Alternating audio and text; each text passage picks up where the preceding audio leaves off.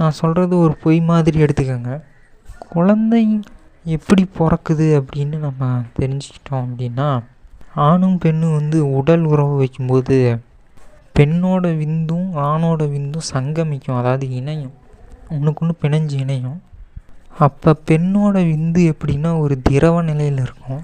அப்போ ஆணோட விந்தணுக்கள் வந்து ஒரு புழு மாதிரி இருக்கும், பெண்ணோட விந்தணுக்கள் ஒரு திரவி மாதிரி இருக்கும், திரவமாக இருக்கும். அந்த திரவம் வந்து பார்த்திங்கன்னா ரொம்ப அடர்த்தி வந்து அதிகமாகிட்டே இருக்கும். அதாவது கீழ்நிலையிலேருந்து மேல்நிலைக்கு செல்ல செல்ல வந்து அடர்த்தி குறைஞ்சிக்கிட்டே இருக்கும். அதாவது அந்த அண்ட உறுப்புக்கு வந்து அந்த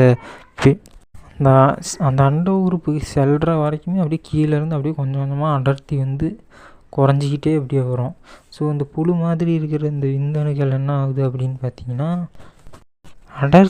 அடர்த்தியை அழுத்தத்தை தாங்க முடியாமல் அப்படியே அடர்த்தி குறைவான இடத்துக்கு போய் அப்படியே மேல் நோக்கி போய் அந்த அண்டத்தை சேர்ந்து அந்த அண்டத்துக்குள்ளே வந்து இந்த விந்தணுக்கள் வந்து குழந்தையாக உருப்பெறுது.